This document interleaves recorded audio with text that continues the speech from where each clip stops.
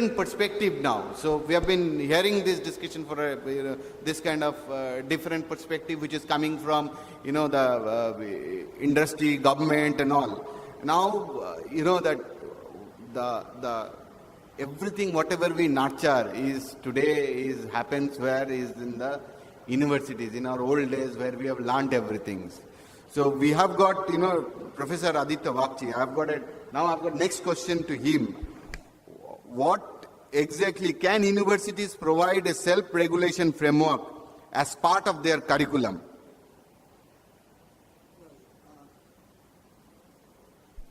No. Okay. Firstly, I must admit, we don't regulate. What we do is we explore the possibility of regulating things. That's what the academic activity is. Regulation is someone else's job, not ours. Okay, let's see. First thing, we're discussing a lot of things about privacy. First of all, let's understand what we want to hide and what we don't want to hide. I don't look privacy as privacy per se. I consider it as data hiding. I'm not talking about the architecture. There is a lot of discussion has already been done about architecture. Let's consider about hiding the data. You see, we become members of different organizations. We want to buy a railway ticket through IRCTC. We open an account there, give a lot of information there. We want to pay electric bill, telephone bill through internet. We open an account, give a lot of information there. We pay taxes, and for paying taxes online, we give a lot of information there. Let's admit the fact, we don't want to hide this information. So now, tomorrow, if we cry on the street and say why this information has gone out, you have deliberately done it. The reason is very simple. When you become a member of any of these facilities, they give you a lot of terms and conditions. When you supply the information, you never try to ensure that you have some terms and conditions against delivering this information. You don't want to make this information private. So these are not private information, these are public information. This is one extreme. Let's consider another extreme. If I know that there are certain information I don't want to share at all. If you don't want to share at all, don't keep it in a system which is connected to internet. As simple as that, because that's the other extreme. You don't want to share. So what is that information we want, for which we shout for privacy? There are certain information, part of which we want to share, part of which we don't want to share. So it is partial sharing, number one. Number two, yes, we do want to share this information to a selected group of users, not to all. If we don't have this environment of partial sharing and partial set of users who can access my information, there is no need of privacy. That is the only area where we are concerned about privacy. Now, if we are concerned about privacy, let's see academically how we look at it. The question Partha asked, why we teach to the students? We don't teach to the students about privacy. We teach them the background information through which they can ensure privacy. Now let's see how we can ensure privacy. Now there are two different environments where we work through internet. One is a controlled environment and other is an uncontrolled environment. Suppose, let's take a very simple example of my own home page. I can keep it in my own web server. It's a controlled environment. If I put it in any other server who gives you facilities, I mean, on internet you will find many servers available who would like to maintain your home page. If we do it, that's an uncontrolled environment. Now, how we handle, let's see, how we try to handle a controlled environment academically. A controlled environment and how we try to handle an uncontrolled environment. Let's consider the uncontrolled environment there. You have no control over there. So there are certain information you want, let it be public. And there are certain information you want that can only be accessed by selected users. Let me give you a very simple example. New books, monographs coming out in the market. There is a website where there is a summary about the monographs, contents, etc., etc. You go to that site, there is some public information. Then there is a small hint that the author has given. If you are a teacher using this book as a textbook, then you can contact me and I will give you the solution of the exercises given in the book. Okay? So that is the portion which is available but which is encrypted. Now you contact the author will give you a key, private encryption, private key-based system. He will give you a key. Now use that key, you get the solutions. Very common thing. Any new book that announcement is there, you will find it is there. So when you have in that uncontrolled environment, you use encryption. It is not necessary that whenever you need privacy, you need encryption. It's not true. If you are in a controlled environment, you can manage it in a different way. Once again, these are all academic approaches, and I always appreciate and admit an academic approach means we'll give you theories, we'll give you algebras, we'll give you policies, we'll give you rules, at most operators to create languages.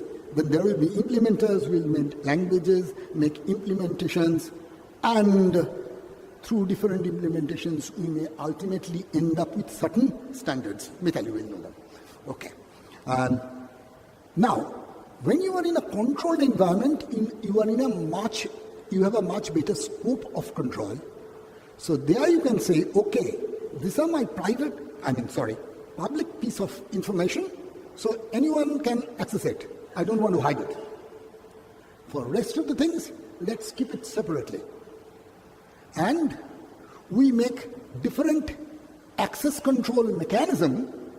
There are standard access control mechanisms, there are standard models, you can have combination of models, and you have different access control mechanisms, and there is no end to it. You make an access control mechanism, people find out some way to breach it, and then you make a beta model, and it continues. So this research continues, and as a result, we get paid because we can continue with the research. Now, there is a third approach to it. I'm sorry, I'm just taking one more issue. That is, people are trying to say, okay, accessing data you have considered so far. Let's hide the data, create a metadata structure, and then control the access to the metadata. Why? Because the metadata structure will be much smaller in size than the actual data that you have. That's why you have privacy-based indexing, privacy-based data mining. These are basically to control those metadata structures. The last point is, can we impose this on an uncontrolled environment? The first thing that you have in mind or will come to your mind are the social networks. The social network was something that was generated by social scientists to define the structure and properties of social communities. Now, Facebook or Orkut or something is something absolutely different. Now, what the present day research on social network, or rather security on social network, is attempted, can we make it slightly more disciplined, particularly for the future web, for the semantic web? Can we create the data or maintain the data in social network in such a way so that we can fit it in control structures like ontologies, conceptual hierarchy, then control the ontology. don't control the data. So these are the entire thing that the academicians are trying. They are trying to give solutions. Why we are trying? Because there are users who are demanding for it. Just because users are demanding for it, there are implementers who are developing it. And just because implementers are developing it, we can have projects funded by them, and hence we can continue with the research. Thank you. It's a good new perspective. And I just wanted to tell one thing. Whatever I have learned, trying to summarize from Professor Bagchi and all. So one thing I would like to tell you are talking about private, public. Whatever is private, keep it private. Whatever is public, keep it public. You have told that. Okay. So once you get into public, you are talking about once you get into public, if you want to share some data, then you must share that data in an environment where there will be a required framework for it. So framework is, there will be a structure, you should communicate and share your private information within a specific group. That's what you are trying to make. Okay. So now you are talking about that whenever we go to Facebook and all, or whenever we go to Twitter and all, we create your own group. How do you create a group for a country? Is there anything like, we cannot create a group for our country, or we can create? I'm sorry, we cannot. I should not say we cannot create. We need to create a group for our country and all. So how do you start that? How do you create a framework?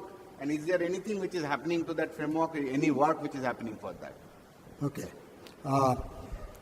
Coming back to Facebook again, because Facebook is the place where we have, people at least feel that the maximum problem you have, because Facebook demands that their population is just next to India and China. So Facebook is definitely a problem. As a matter of fact, it is not true that these social networking sites didn't try. You see, they tried to make some controls, that they took it for granted that if you declare someone as your friend, he is your trusted friend. And if he is your trusted friend, most probably you won't leak out some information which you have shared with him. It's a matter of mutual trust. So what they have controlled, okay, you communicate with your friend, you can communicate with a friend of a friend, so that is the second layer of the graph, you can't go to the third layer. As simple as that. Okay? Now the problem is, now today a person who is 5 hops away, tomorrow you can make him or bring him to the first layer. Bring him as your friend. And secondly, how do you ensure that whom you consider to be a trusted friend today, and tomorrow there will be a breach of trust. You can't ensure that. That's why the future trend is, can you make this haphazard, I'm again repeating the word graph, because academically we see it as a huge graph. So when we consider a social network, this haphazardly connected graph, as such, internet is also haphazardly connected, huge graph.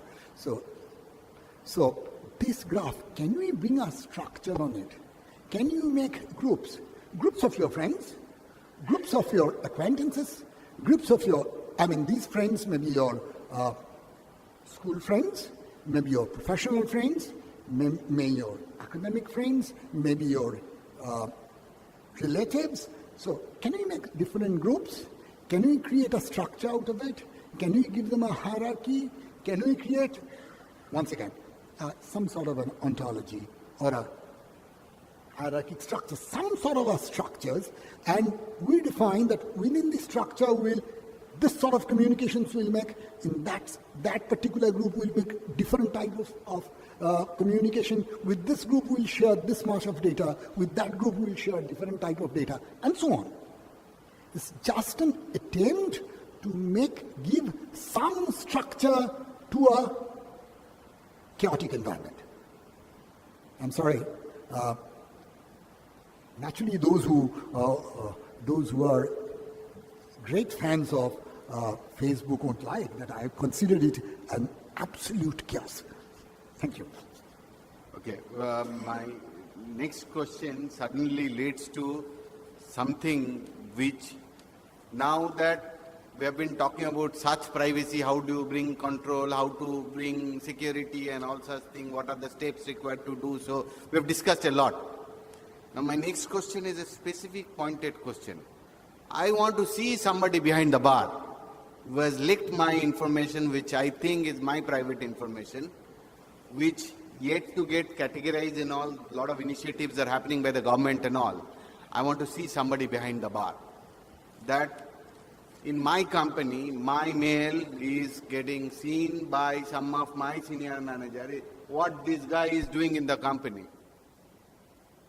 And for that, I came to know, I went ahead and told and complained, lodged a complaint to, suppose I went ahead and asked this question to Dhrubojyoti Dey, that additional superintendent of police, asked this question. I want to go to him and lodge a complaint. What he will do with me?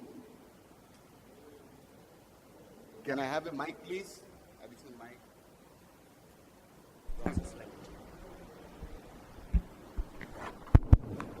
So sorry. If somebody wants to complain against this misuse of personal information, the Indian Penal Code itself is good enough, because there is provision for criminal misappropriation of property, and this data is a property to be recognized. And secondly, there is a criminal breach of trust also.